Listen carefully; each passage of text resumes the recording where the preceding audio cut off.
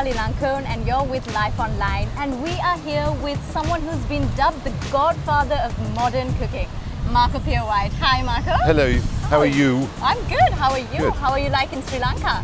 Beautiful. Without question, the most beautiful country I've ever visited in my life. And I've been to most corners of the world. Right, and we hear you went dolphin watching today. How did that go? Beautiful. I mean, lots and lots of pods. They weren't the largest dolphins I've ever seen, but mostly the largest volumes of dolphins I've ever seen. Right, and you've been here for some time, so you've tasted a lot of our cuisine. Are there any particular favorites? Did you enjoy anything? The truth is, wherever I've gone in Sri Lanka, I've eaten well. Whether it's in Colombo, whether it's in Galle, whether it's here, I've eaten well.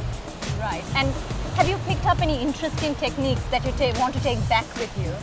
Well, what's interesting is the first thing I noticed was I went to the cinnamon farm yesterday, watching them prepare the cinnamon, and the intensity of the smell and then the taste is just extraordinary. It's nothing like what we have at home.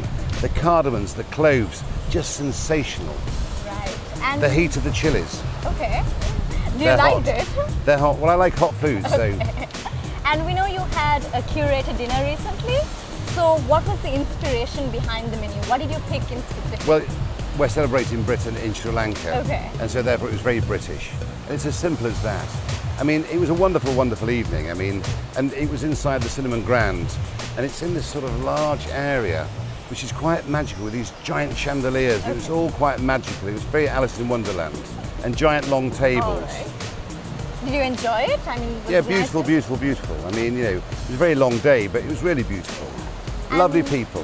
What inspires you to cook? Not what inspired you to begin cooking. What inspires you to get up and cook? Well, I'm a classicist, so therefore I like classical combinations. I like things that work. I don't like strange ingredients.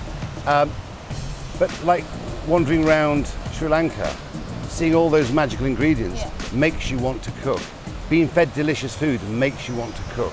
And what I can say is I don't remember a country where I ate so well as I have in Sri Lanka. That's a big compliment for all of us. And consistently well. Great. So you're very into French cuisine, that's your specialized area. But have you picked up anything from the Asian cuisine that you want to take back with you? Well, I love the simplicity. I'd love to come back and learn how to use spices. Okay. I went to this village where these 6 ladies cooked me lunch. Just watching them pound the chili, watching them pound the herbs, watching them make the okra curry. So simple, so quick, so delicious. But that use of spice was genius. But what was interesting, they had no scales, limited equipment, and what they produced was rather magical. But just watching the lady just take so delicately and drop it in, and drop in a bit of turmeric, and just everything's to touch, everything's to the eye, everything's to the smell, everything's to the taste. Very clever ladies. So Marco, do you have any sort of comfort food that you specifically like? I like simplicity. So when I go home, I'll be very honest, I like a simple sandwich after a long day with a cup of tea. All right, so it's a simple sandwich and a cup of tea for you then. My favorite. So do you use music while you cook? No. Not at all? I like the sound of the stove. Oh, all right then. No talking, no music. Okay. And we know from watching you from MasterChef that you come off very stern.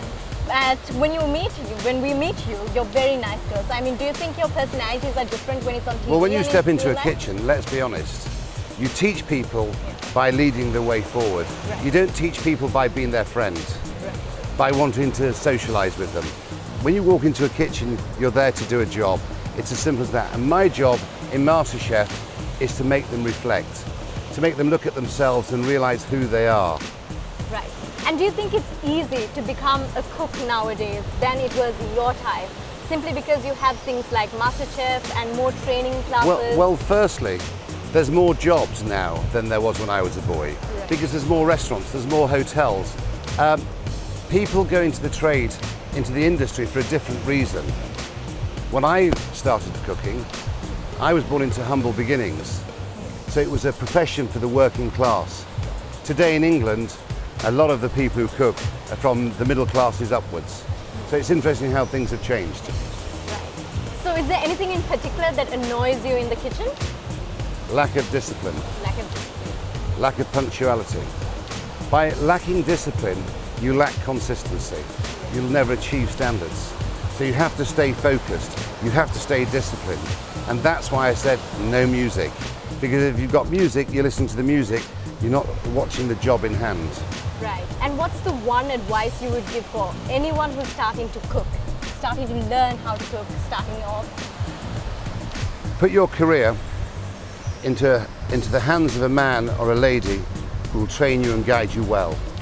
If you put your career into the wrong hands, you'll go nowhere in life. Right. Thank you, Marco. It's been wonderful Thank you very to much. see you. Thank you God bless. so much. Thank you. Thank you.